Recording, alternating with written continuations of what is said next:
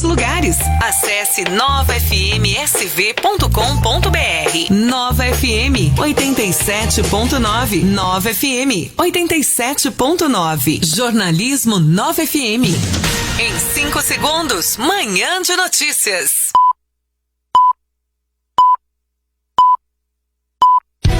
A partir de agora, Manhã de Notícias. Os fatos mais importantes do dia.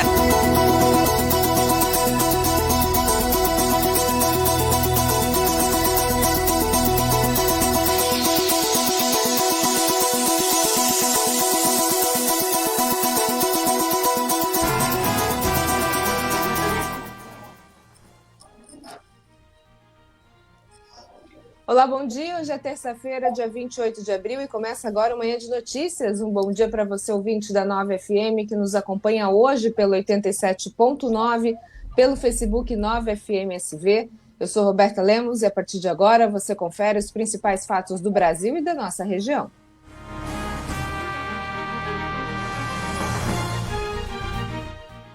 E hoje a gente tem 2 advogados aqui na bancada, advogado Roberto Mohamed. Bom dia, Mohamed, tudo bem? Bom dia, Roberta, bom dia, ouvintes. Nosso advogado também, José Roberto Chiarella. Tudo bem, Chiarella? Seja muito bem-vindo, bom dia. Bom dia, Roberta, bom dia aos ouvintes. O Roberto Mohamed, bom dia também, um colega de muita grande admiração por ele, viu, Roberto? Já quero deixar bem claro aqui aos nossos ouvintes, competente, um amigo. É muito bom dividir hoje com vocês. É isso aí, então. Bom dia também para o nosso técnico de áudio, Leandro Guedes. Tudo bem, Leandro? Bom dia, Berta. Tudo bem? Bom dia a todos. Vamos saber como é que fica o tempo, então, na nossa região? Tempo e temperatura. Dia de sol com algumas nuvens e névoa ao amanhecer. Noite com poucas nuvens, mínima de 17 graus, máxima de 28 graus. A previsão é do Clima Tempo.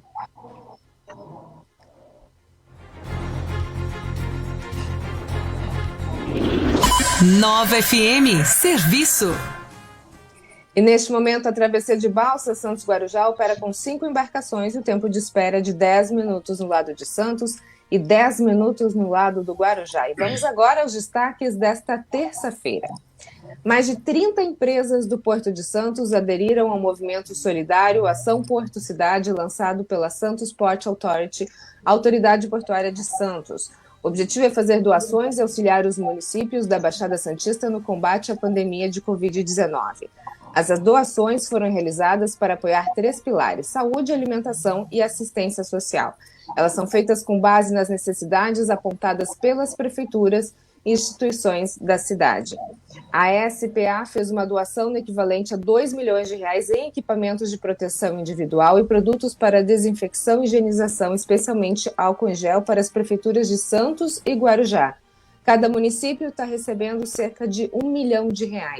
As cidades de Cubatão e São Vicente também receberam auxílio dos operadores portuários. Como é que vocês veem essa movimentação no Porto de Santos das empresas portuárias em relação ao combate à pandemia? Olha, Roberta, eu acho que quem só ganhou dinheiro até agora também tem que se coçar um pouquinho, né? Só que eu não confio muito nessa bondade desse tipo de empresário, porque o Porto é um ninho de jogo de interesses muito pesados, né? De mala preta para cima e para baixo, concessões esquisitas, adensamentos de área ilegais, e tudo na base do dinheiro. Todo mundo sabe a corrupção que corre solta na Codesp há 30 anos, 40 anos. Chegou a hora de botar um pouquinho desse dinheiro que foi roubado de volta. A verdade é essa. Não está tirando do lucro, não. Está tirando do que saiu naquilo que não devia ter sido feito. Eu sou um pouco cético em relação a esses empresários do Porto de Santos, porque eles podiam ter feito muito mais pela cidade, pela região, durante esses 20 anos, desde a não fizeram absolutamente nada, a não ser gerar desemprego e benesses para eles mesmos. Eu concordo em algumas coisas que o Roberto Mohamed falou. Realmente, Porto Santos e Codesp sempre foi um lugar onde tem dono, e uma instituição pública não pode ter dono, e na verdade acaba tendo dono, né? E aí a gente fica um pouco preocupado como eles manipulam essas questões. e de fato estão manipulando. Se você pegar pela ação solidária, e o que isso remete ao restante da população, quando se noticia algo dessa natureza, é óbvio que vai mobilizar as pessoas no momento de pandemia, né? De estar todo mundo ali preocupado em ser solidário. Obviamente que, para nós, seres comuns, não é? Que não estamos envolvidos aí dentro de um universo obscuro, né? A gente sempre se sensibiliza, né? Agora, o que me chama muita atenção é esses empresários contribuindo para as prefeituras, não é? Em ações para as prefeituras, quando, na verdade, as prefeituras deixam de fazer, não por falta de recurso, né? Por falta de vontade política também, e aí acabam colocando tudo no mesmo balaio, né? Mas um ato solidário, ele sempre ele é bem-vindo. Se de fato a gente, quando noticia o fato, consegue chegar na primeira ponta da onde vem, mas começar a verificar lá no final da ponta se realmente esses recursos são de fato, chegam de fato a quem se foram propostos a se entregar, a se fazer. Aí esse caminho se perde, né? A gente pega na ponta, mas até chegar na outra, o caminho se perdeu, porque vai na mão de quem administra, e quem administra não presta conta. Esse é um problema, né? A gente teve uma troca de cadeiras aí na sexta-feira, o diretor-presidente da Autoridade Portuária de Santos, o Casimiro Tércio Carvalho, trocou. Agora a gente tem o Fernando Biral. Como é que vocês veem isso, essa troca de cadeiras nesse momento, e se isso poderia interferir na desestatização do Porto de Santos? Como é que vocês veem essa situação? É possível que a gente tenha agora um break nisso, não? Não, muito pelo contrário. Eu acho que agora acelera. O novo presidente acelera. Eu não vi a necessidade de troca, porque já estava se caminhando nesse sentido, porque é política de governo do Paulo Guedes. Mas eu não acho que haja retrocesso, muito pelo contrário. Acho que vai ser acelerado esse processo de retirada definitiva do Estado da atividade portuária. Está se apontando mesmo, entendeu? Agora, quando se retira isso, o que se fiscaliza é o que deve ser. Não pode sempre estourar a conta. E o Roberto colocou bem um ponto anterior, né? Houve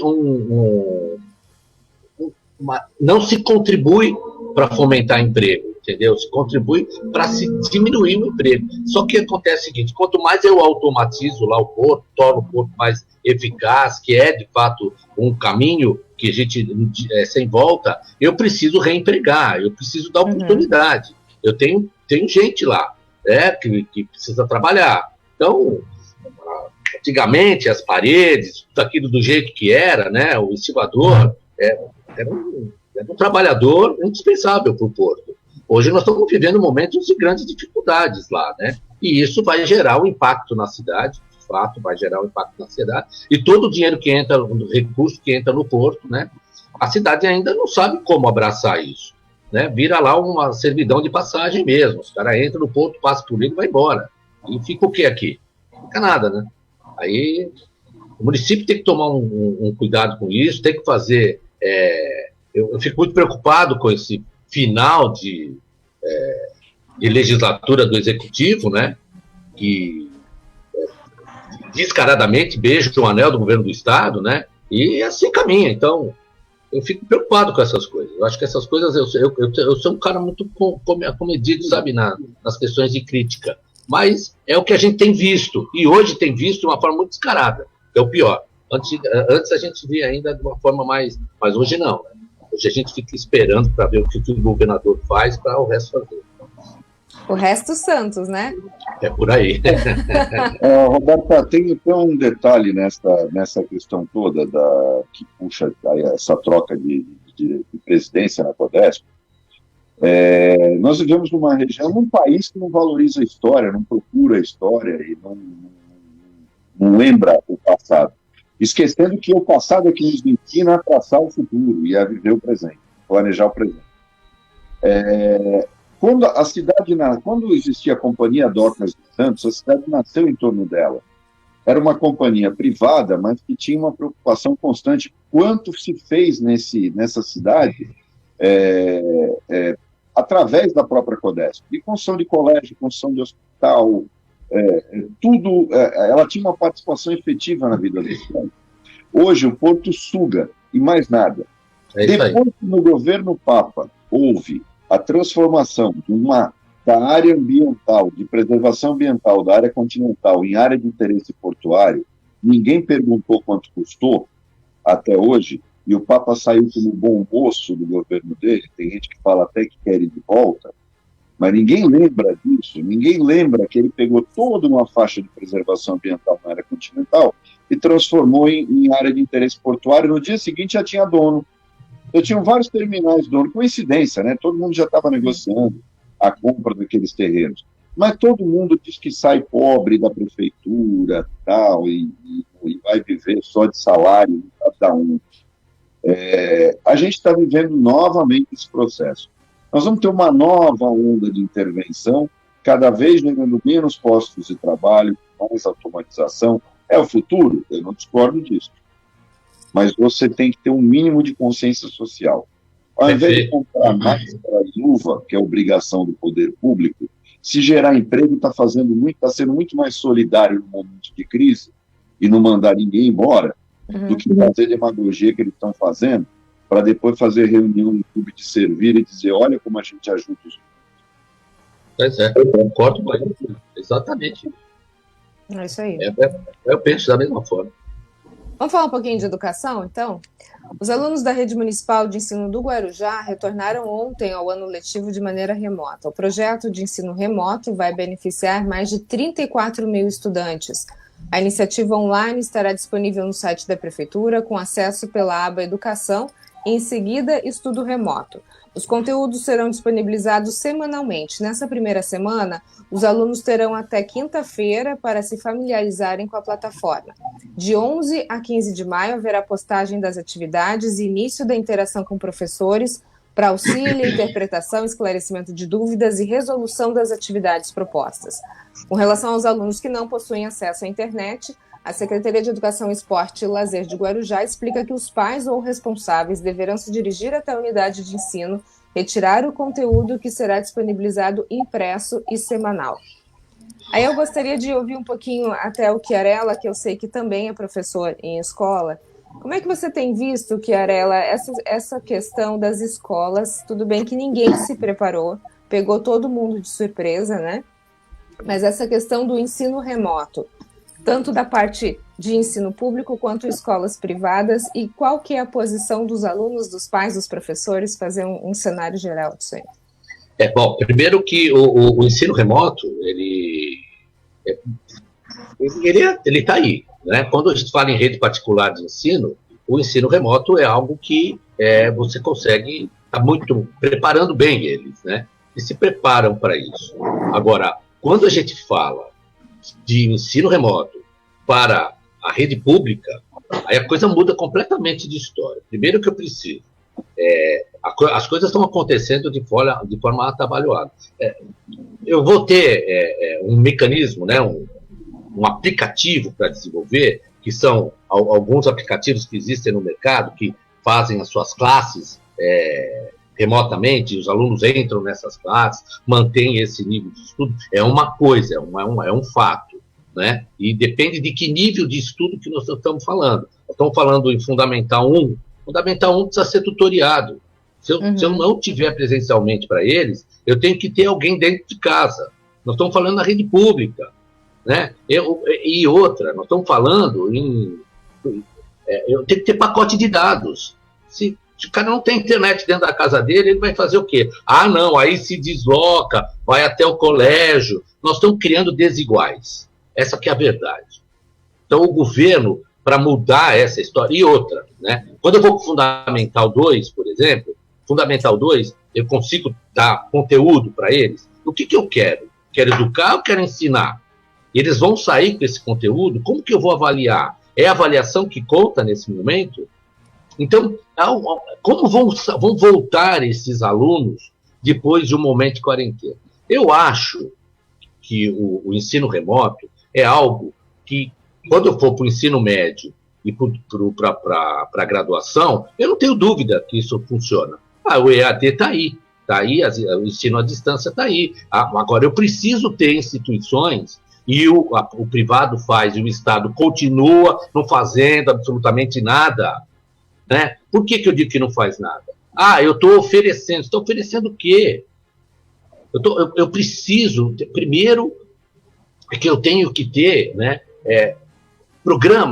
esses programas têm que chegar na casa das pessoas de uma forma limpa que atinja a todos, e eles não conseguem fazer isso. O EAD consegue, porque você vende um produto na ponta, que é isso, que é para esse propósito. A entidade está fornecendo a você todo o conteúdo, a plataforma, tudo isso. Aí quando chega no Estado, né, vou te dar um exemplo.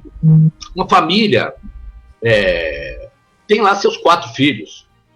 Vamos colocar assim, não são quadrigêmeos, não nasceram todos no mesmo ano, no mesmo momento. São ciclos diferentes de vida. Então, o que eu preciso ter para isso acontecer remotamente? 4 computadores, 4 dispositivos móveis, né? Eu tenho que ter um pacote de internet forte para poder todo mundo estar com aula online. Quer dizer o quê? Eu não vou pegar aula gravada. A aula gravada é para distância, mas eu preciso da proximidade. O papel do professor tem que estar ao vivo. Tem que tirar as dúvidas no momento. É isso que é o conjunto de ensinar. Então, todas as iniciativas que as secretarias de educação estão tomando, o governo do estado está tomando, com aula lá na TV, tá? Ela não vai atingir o objetivo agora. Sabe por quê que eu digo isso? Aonde você viu que prepararam os professores? Sim, ninguém sabe como fazer. Não, e outra, deixa eu te falar uma outra coisa. Como é que um professor vai desenvolver um PowerPoint com gravação, com não sei o quê, se ele precisa ter um pacote de dados lá, ou se ele precisa ter um Office 365, por exemplo? Isso custa dinheiro. Quem que paga isso?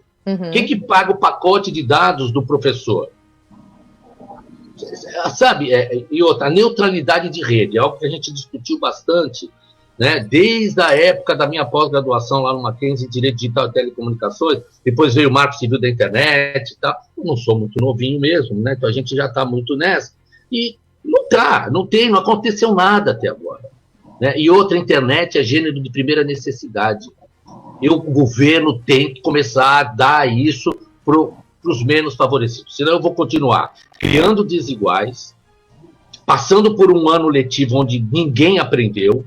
E eu Você acha que o ano já está comprometido? Ou ainda dá para recuperar? Dá para recuperar. Se o governo do estado não continuar fazendo as bobagens que está fazendo, no meu ver. Né? Eu acho que ele veio aí e falou que, não, vamos lá, agora nós vamos... eu estou defendendo a vida, e não sei... Todo mundo quer defender a vida aqui, pô. Ninguém quer ser Bolsonaro. Entendeu? Mas espera um pouquinho, precisamos organizar isso aí. Não é esse negócio só de deixar todo mundo dentro de casa e de uma forma protegida a saúde e desprotegido depois. Como é que nós vamos trazer esse jovem? O Roberto Mohamed falou um negócio muito interessante, que ele fala da história, né? Que a gente esquece a história e o que a gente planta aqui no nosso presente nós vamos colher no futuro. O que nós estamos fazendo com os nossos alunos? Que tipo de cidadão eu estou formando agora? Eu não tenho que só me preocupar com os conteúdos dele, aquilo que ele de fato vai aprender. Eu preciso ir um pouco mais além do conteúdo. Tu tornar esse cara aí, essa criança, esse adolescente, um cidadão mesmo, né? E como que eu vou fazer isso? Pô, o pai dele não tá vivendo com R$600. É esse povo que eu quero prestar atenção. Está vivendo com o auxílio que o governo está dando, porque a comida não está chegando. Não, mas todo mundo tem internet. Espera um pouco, meu amigo. A coisa não é bem assim, não. As iniciativas na questão do estudo remoto, ela serve, mas ela não atinge. Você sabe? É aquilo, né? Eu finjo que ensino e o menino finge que aprende. E depois,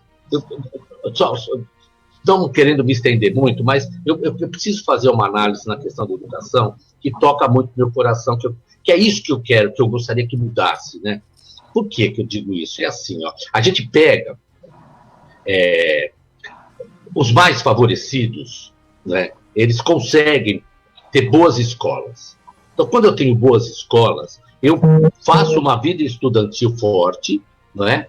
Na minha carreira de estudante, para chegar dentro das universidades não pagas, públicas. Então, eu fico fazendo o quê? Eu pego os alunos, coloco nas públicas, e as públicas vão gerar, que não paga, vão gerar o melhor emprego. Então, eu invisto antes, aí eu concentro renda. Eu continuo concentrando a renda. Você está entendendo? E continuo faltando a oportunidade porque eu tenho uma política educacional, tanto nacional, né, como a municipal, né, uma pátria educadora no passado, que não educou ninguém, e que afastou. E aí eu tiro as oportunidades. É assim que eu vejo. Quanto ao remoto, eu acho que veio para ficar, inclusive, né? Mas não para ser um único papel. Substituir, né? Não substitui. Complementar. Não é? Agora vai complementar, vai ajudar. Agora deixa eu ver daqui do Mohamed, deixa eu colocar ele na cadeira do governador. Querela pontuou alguns itens aí importantes. O que você faria de diferente, Mohamed? A gente tem uma situação caótica, a gente percebe um corpo de professores completamente despreparado, tem a questão do home office, as pessoas não são obrigadas a ter os equipamentos em casa. De contrapartida, a gente tem uma família, às vezes, que tem que dividir a internet entre 4, 5 simultaneamente. Aqui em casa é um caso assim. 8 da manhã eu estou na rádio, meu marido está trabalhando, as duas estão em aula. Como é que faz? De repente, daqui a pouco vai cair aqui a internet. São 8h25, não vai dar tempo, Roberta, porque ele está fazendo tudo errado, então fica complicado. Não estou dando a verdade. Mas esse cara está fazendo campanha, o problema é esse. Porque quem conhece o governo Dória sabe que ele não governou um único dia. Quem governa é o vice-governador. Ele é o governador do estado. O Dória começou o mandato dele fazendo campanha para 2022. E ele é assim, ele é vaidoso, rancoroso, vingativo, individualista, trai todo mundo, só pensa nele. Então o que ele fez com o Alckmin. Só o que ele fez com o Alckmin já é motivo para as pessoas virarem a cara para ele, porque ele traiu descaradamente o cara que o lançou na política e que encarou uma briga para isso. E eu não sou defensor do Alckmin, não. Para mim, o picolé de chuchu, cometeu mais um erro na vida dele ao lançar esse cidadão como na política. Agora, eu vou fazer algumas observações sobre o que ela falou. Primeiro, eu sou contra o EAD, porque o EAD não funciona. EAD é só para deixar empresário rico. EAD não existe. EAD no Brasil, o modelo de EAD é complemento do curso presencial, nunca pode ser o curso em si. Então, para mim, EAD é para deixar um banco de empresários milionários que já estão, inclusive, com isso. Segundo ponto, você tinha que, aí o que ela tocou na ferida, você tinha que estar preparando o retorno. Você tinha que estar 40 dias preparando os professores para o retorno às aulas presenciais. E não fazer agora e dizer, olha, não abandonamos os alunos, vamos dar 1h30 de conteúdo pela internet, eles não vão perder o ano. Esse cara é um bandido, esse cara é um criminoso, o que ele está fazendo. E eu garanto para vocês, ele vai usar esse ensino à distância para suprir aquilo que ele deveria estar preparando para fazer em julho, para estender as aulas até dezembro, para recuperar o ano letivo. Fazer, onde for possível, período integral, para poder suprir esse período em que os alunos ficaram sem aula. E, ao invés disso, ele cria uma plataforma 45 dias depois, e não se sabe ainda como vai funcionar, não treinou os professores que ele tinha que estar fazendo há 45 dias, não preparou o novo conteúdo, que vai ter que ser um conteúdo acelerado para esse final de ano. Quer dizer, ele só está sendo Dória. O Dória, cada dia mais, ele é Dória. Ele agora está preocupado, a empresa dele nunca teve tanto trabalho em cursos e seminários, para quem não sabe, aquela LIT, que é um bando de empresários fingindo que se preocupa com a sociedade. Ele está aí se montando, ele está aí se preparando para fazer uma série de seminários online, conferências online, para ficar mais rico. E o problema não é ser rico no Brasil, quando ele vem do teu trabalho. O que você não pode é vir com essa demagogia para justificar sua incompetência.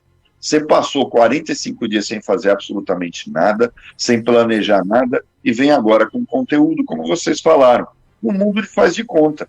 Faz de conta. Parece que o Brasil, todo mundo tem tablet. Sim. Todo mundo tem internet de banda larga. E de graça ainda. E de graça, né? Pois é, né, todo mundo vive em Orlando. O estado de São Paulo virou a Flórida. Que, por sinal, acho que era o sonho do Dória, né? Ser governador da... Pô, vai embora, pô. A gente vai embora, vai pra lá. A gente está tentando garantir comida para as pessoas, né? Que dirá a internet. Cidadania. Estão tirando dos jovens, é isso. E quando o Roberto fala do EAD, ele traz isso como algo que eu considero que pode ajudar muito, mas o pó do giz ninguém tira. É ali, não se muda isso na educação. Você está entendendo? Não muda. Esse contato com o aluno, esse contato pessoal, tanto na fase, na adolescência, quanto na fase adulta também, na graduação. Entendeu? Chiarella, não fica honrando o teu cabelo branco agora. Não é mais giz agora, é pincel atômico e aqueles quadros. Não, mas ainda tem giz, sim, pô. Ainda tem. Lá no estado ainda tem giz. Eu não dou aula no estado, né? Mas ainda tem giz. Mas para os mais antigos que estudaram com a Barça, e eu sei que você também estudou, né? A gente vão saber do que ele está falando. Emprestada, porque meu pai não tinha dinheiro para comprar Barça. Pois é. O vizinho tinha, e eu usava dele. Eu tinha Trópico, que era uma porcaria de enciclopédia, toda cheia de colorido e pouco conteúdo, porque era mais barato. Vocês são tudo rico, porque eu ia na biblioteca municipal pegar, viu? Você também, também, todo mundo. A Barça e a Delta Larousse custavam uma fortuna. Exatamente. Custava mais caro que o custo de um notebook. E vendia na porta de casa. Isso é sensacional. E era aqueles trabalhos, né, que você realmente pesquisava, não entrava no Google e via tudo pronto. É o que eu falo hoje para as meninas, meu. O máximo que podia fazer era a máquina de escrever. Mas a gente não pode, a gente nem precisa ser saudosista a esse ponto. O grande problema é que o governo mascara a sua incompetência, criando as coisas de atropelo, não definindo nada, mas o principal, e esse é o grande problema da educação no Brasil. O problema da educação no Brasil não é falta de dinheiro, porque dinheiro tem. É que não há nenhuma preocupação com o principal ponto da educação, que é o professor. Claro, pô. O ponto não é conteúdo, não é escola, não é piscina na escola, não é merenda. O principal ponto da educação é o professor, que é justamente o ponto que é abandonado por todo governante. É inacreditável. E olha, quando a gente fala do professor, esse ponto é importantíssimo. Por quê? Quando a gente fala em recurso, o que é o recurso? Não é pagar só o salário bom. Não é isso, não.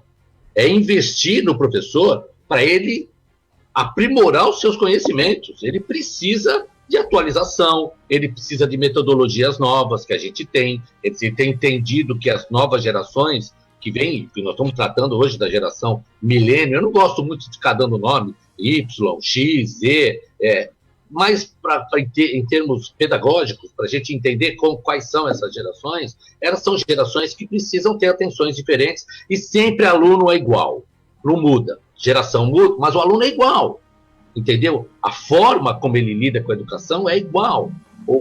Então, o que eu tenho que fazer? O dinheiro, o Roberto colocou bem, eu tenho que colocar o dinheiro, né, para preparar esses profissionais. Aí o que acontece? Os caras colocam os profissionais de lado, os professores de lado, deixam os professores de lá. Tenho aqui um baita colégio ali na saída do túnel, que foi entregue agora, né? Que não serve para nada, hoje não pode entrar no colégio. Sim. Alguém explicou, alguém sabe para que comprar o Colégio Santista para deixar ele fechado? Então, Roberto, tem muito bem. O colégio tem capacidade para ter 5 mil alunos, mais de 5 mil alunos. Eu tenho está parado. Eu tenho um parque tecnológico que é isso, que é aquilo outro, que entregou no meio da pandemia para não poder usar. Você está entendendo? Isso é educação. Educação é o seguinte: se eu quero preparar esses caras, eu tenho que preparar para a volta. Como esses caras vão voltar? Como essas crianças vão voltar? Que cidadão é esse? E outra, eu preciso ter um momento de avaliação para saber tudo aquilo que eles, entre aspas, deram de conteúdo para saber o que foi assimilado. Eu vou voltar naquela história da progressão continuada, sabe como é que é? Por conta da evasão escolar, eu passo o cara de ano, não interessa se o cara aprendeu ou não aprendeu, entendeu? Reter aluno que não tem uma evolução, né, dentro de um processo de aprendizado é benefício para ele. Agora, progredi-lo de uma forma desordenada, como pelo simples fato dele não sair da escola, ele não vai entrar depois. Você não vai ter condição. Não consegue falar, não consegue fazer uma conta, não consegue escrever uma frase. Oi. Posso fazer uma aposta com o ouvinte, com vocês, mas eu acho que vocês vão concordar. Ninguém vai ser reprovado esse ano. Mas não tenha dúvida, já não é. Mágica. Isso vai ser na rede municipal e na rede estadual. As particulares vão ser as únicas que ainda vão tentar fazer alguma coisa. Não sei, viu? Não porque são santos. Olha, eu acho que o sistema particular de ensino no nosso país, ele facilita muito o aluno a progredir, né? Mas mesmo que há essa progressão, se tem eficazmente uma forma de restabelecer algumas deficiências que ficaram num ano letivo anterior. Eu acho que ainda consegue, né? Ainda consegue ter uma metodologia pedagógica que funciona nesse sentido. O Estado, infelizmente, não. E não é culpa do professor. Agora, Clarela, eu preciso chamar um intervalo, mas só para a gente fechar essa questão da educação antes, a gente está supondo que haja essa volta às aulas agora, meados de julho, se eu não me engano, né, foi o que o governador falou, de forma escalonada, começando com a educação infantil. Então, vamos imaginar que num cenário ideal, a gente volte às aulas completamente em agosto. Começamos o ano em agosto, né? Não vai fazer nada. Perdemos o ano, então. Roberta, deixa eu lhe explicar. Todo professor está me ouvindo, ele sabe que num ano normal, julho, férias, né? Recesso, nós estamos lá em janeiro. Julho e férias. Volta agosto. A gente brinca que agosto é o mês que mais demora no ano. Acabou agosto, setembro, outubro, novembro, 3 meses. Nós temos 3 meses. Dezembro não é ano letivo. Dezembro é só para recuperar em provas, em exames, em recuperações e coisas dessa natureza. São 3 meses de ano de matéria que nós vamos ter além de agosto. Você acha que vai conseguir passar todo esse conteúdo nesse período?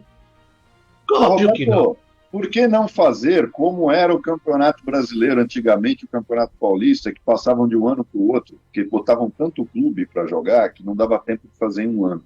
Aí tem que desprezar o calendário. Essa crise, ela exige criatividade. Vamos terminar o ano de 2020 em janeiro de 2021, em fevereiro de 2021, e aí emenda com 2022. Quer dizer, você tem que ter criatividade. Primeiro, um país que acabou de passar pelo que passou não pode ter feriado. Vai ter que, vamos ter que continuar. Essas crianças vão ter que entrar num ritmo acelerado para até aprender o que é a vida também. Claro, mas Roberto, eu posso transformar isso em aulas de 40 minutos, eu posso transformar isso em aulas de finais de semana, posso fazer trabalhos de contraperíodo, há uma série de questões pedagógicas que eu consigo. Mas aí eu preciso dessa política. Não de ficar falando, vai voltar. Não, ao invés de ficar falando essas bobagens aí, fingindo que vai dar aula. O programa vai ser esse agora. Eu vou dar aula de 40 minutos, eu vou trazer o meu aluno num período integral, vou dar trabalho contra período. Reestruturar a educação para esse momento atípico. E depois, no ano que vem, voltar ao normal. E quando experimentar a aula de 40 minutos, vai ver o quanto é bom, viu? O quanto a aula de 40 minutos se produz muito mais. Absorve mais, exatamente. Muito mais. A gente vai para um rápido intervalo, prometo. E na volta a gente vai falar sobre Bolsonaro e Moro. Eu volto já. Nova FM 87.9. Baixe o app da Nova FM e ouça nossa programação onde você estiver. Nova FM 87.9, disponível para iOS e Android. Nova FM, apoio. Hello Veg, congelados saudáveis. Temos refeições fit, low carb, veganas, sopas e sucos detox. Para você que quer emagrecer ou melhorar sua qualidade de vida, com mais saúde, bem-estar e praticidade. Tudo pronto, basta descongelar. E na compra dos nossos kits, você ainda ganha brindes. Ligue agora mesmo para 99745-6473 ou nos chame no WhatsApp e peça já o seu kit. Hello Veg, facilita sua vida e favorece seu corpo. Nova FM 87.9. Estamos apresentando Manhã de Notícias. Manhã de Notícias está de volta hoje com os advogados Roberto Mohamed, José Roberto Chiarella. E o nosso assunto de agora é a confusão que está acontecendo aí, Moro, Bolsonaro e afins. Jogar na mesa aí, queria saber a opinião de vocês. Pode começar, Mohamed. Olha, eu acho que inicialmente todo mundo teve a aparência de que o Moro saiu maior do que entrou no governo. Eu discordo. Eu não concordo também. Porque eu sou absolutamente contra o que acontece nesse governo. Para mim é um desgoverno e não um governo.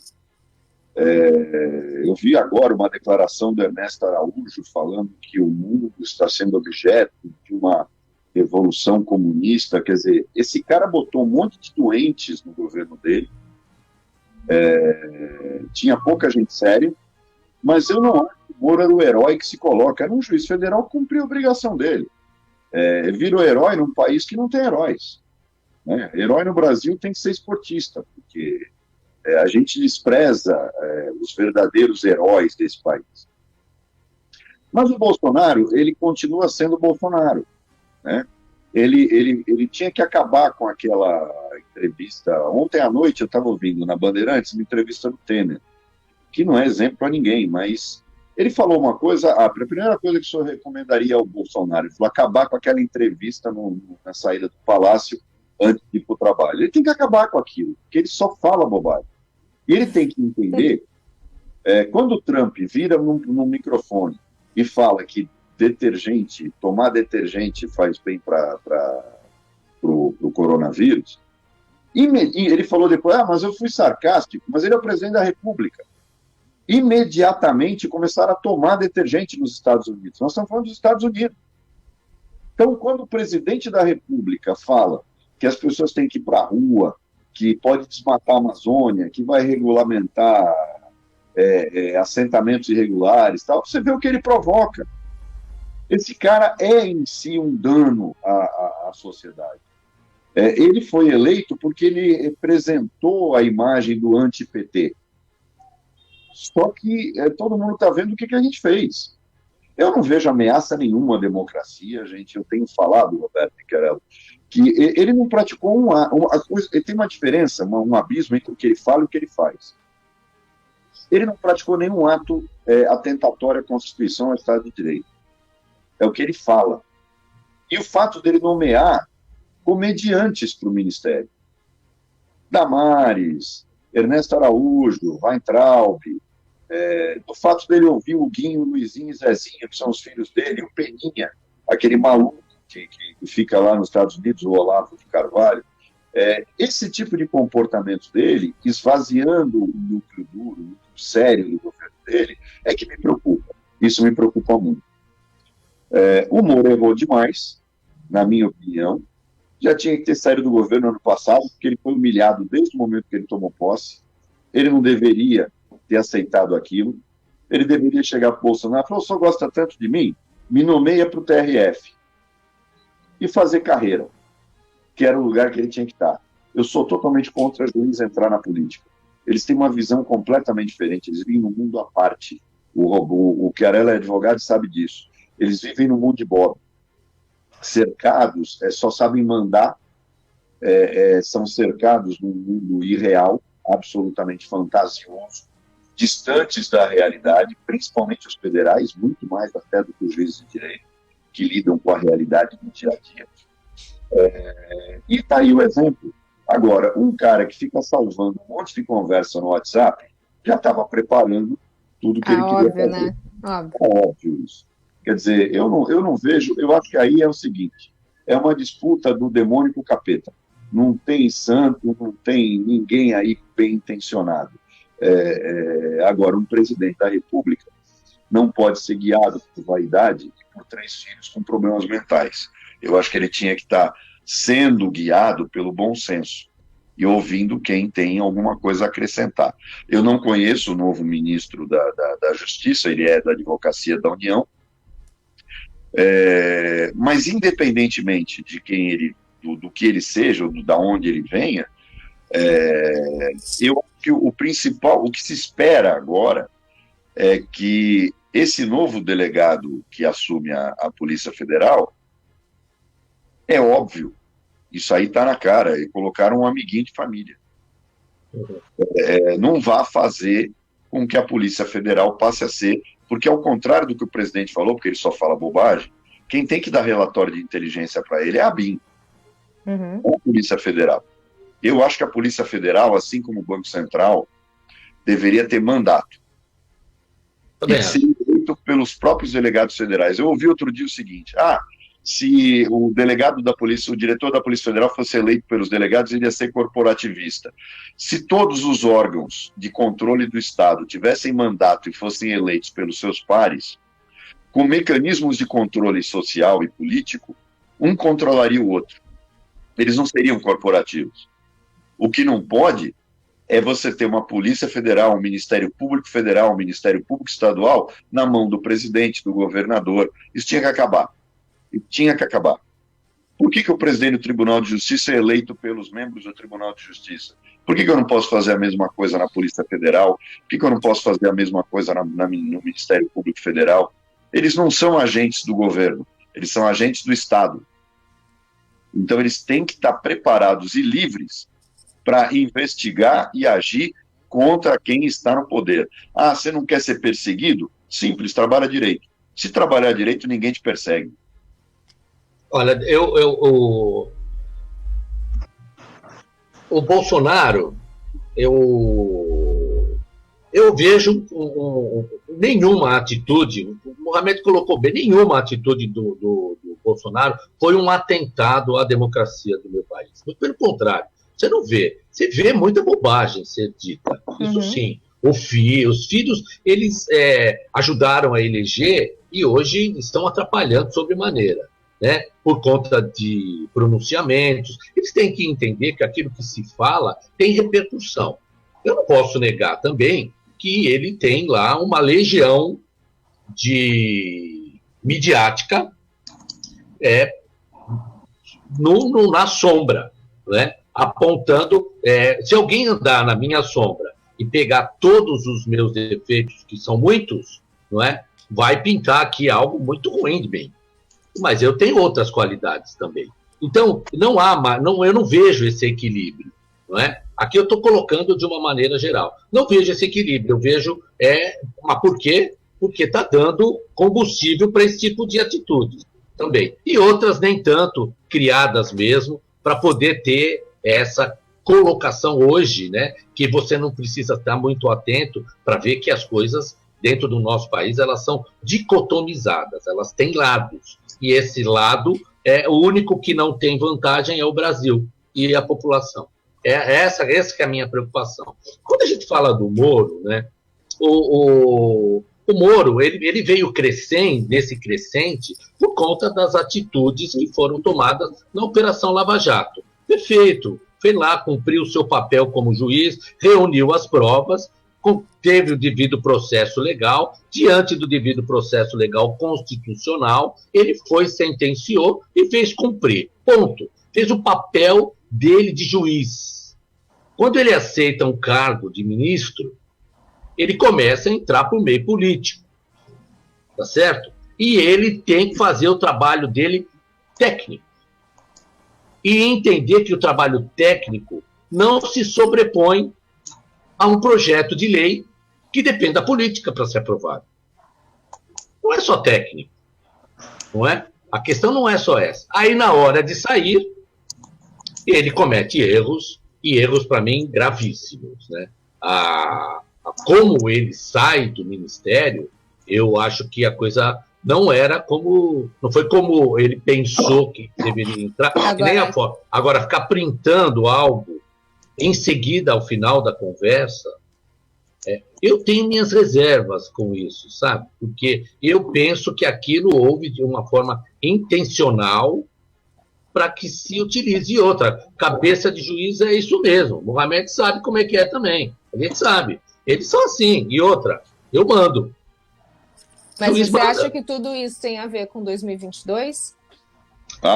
Então. Eu estou esperando para ver qual é o partido primeiro que vai, porque está sediado agora, né? Ninguém fala abertamente, mas todo mundo quer o cara. Vamos ver para onde vai, para onde ele vai apontar.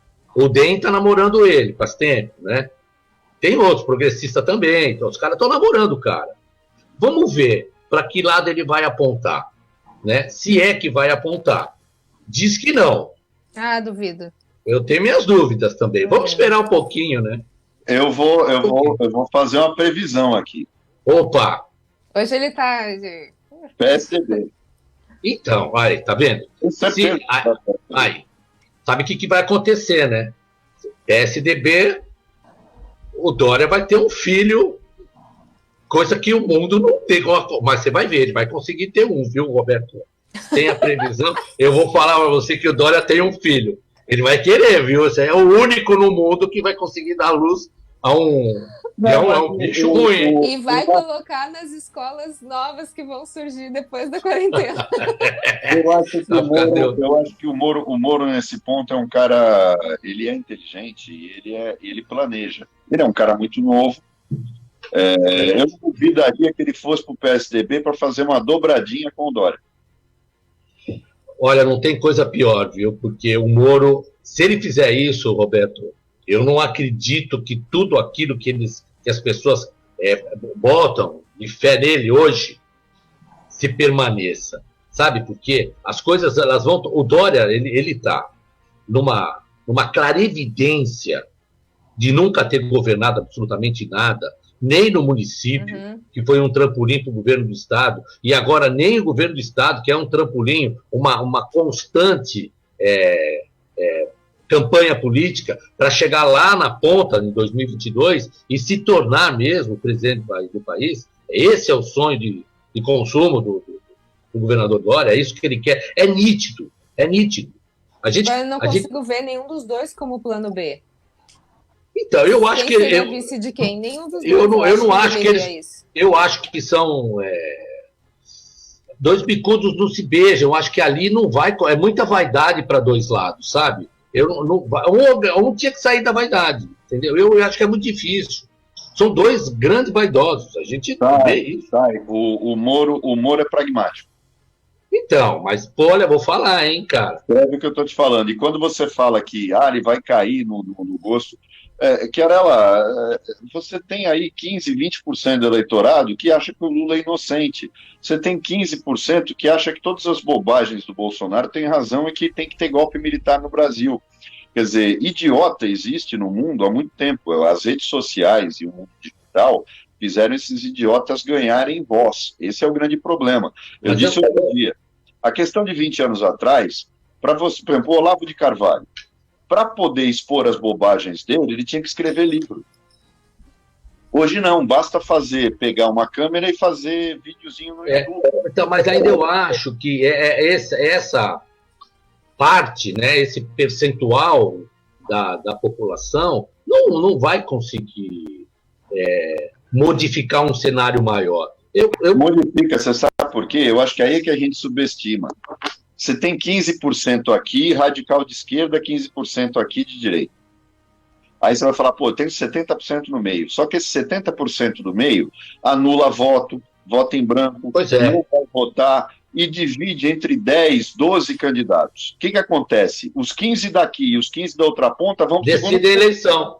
E a gente fica sem opção. Foi o que aconteceu dessa vez. Você tinha um cara com 20% do eleitorado, o outro com 20% do eleitorado, foram os dois para o segundo turno. E todo o meio, todo o centro, todas as pessoas equilibradas se dividiram. As pessoas não entendem isso. Por isso que eu preciso da educação. Mas o grande problema é que essas duas pontas que não representam a maior parte da população acabam fazendo essa dicotomia, levando isso para o sistema eleitoral, e são eles que decidem as eleições. Por isso que o Brasil acaba sendo governado pela minoria. Sempre. E aí... Fala. Pode Roberto. acabar, Chiarella. Não, então, eu penso que é assim mesmo, você entendeu? Enquanto a gente não tiver a mesma forma que eu tenho as redes sociais para ser um fator manipulador, né, eu tenho para ser um fator modificador. Eu ainda acho que a gente tem que dar um passo a mais nisso. O que o Roberto Mohamed fala é o que se repete eleição após eleição, é fato na política, não é nacional também, é mundial isso, né? A gente consegue ver isso. Uns países um pouco mais, outros um pouco menos, mas agora é a hora da gente tentar trazer, por quê? A memória, ela começa a ficar mais latente. Antigamente não, eu não tinha tudo isso, então se perdia a informação. Hoje não, hoje eu consigo trazer através de uma transformação. Eu acho que ainda a gente pode tentar transformar. Eu, como prometi, vou liberar agora. Nosso programa chegou ao fim. Muito obrigada, Chiarella, Mohamed, Leandro. Eu queria só tocar um negócio, o André Mendonça. Eu queria falar eu queria falar do André, o ministro, porque o ministro André Mendonça, eu conheço. Eu posso falar sobre esse homem, André Mendonça. É um advogado, tem 20 anos de AGU, é um jovem, tem 47 anos, né? Eu posso dizer que é jovem, porque eu tenho 57, então ele só tem 10 a mais que eu. Ele é da região, na verdade é de Miracatu, advogou aqui na Baixada Santista, tivemos oportunidade até de advogarmos juntos em algumas ações. É um homem sério, essa é uma marca da advocacia do André, aqui eu posso defendê-lo nesse sentido, conheço mesmo, e acho que o governo Bolsonaro ganha muito com ele. Só que eu vou fazer uma previsão, viu, Roberto? Eu acho que demora pouco no cargo, porque esse jovem vai para o STF, ao meu posicionamento aqui, muito pessoal.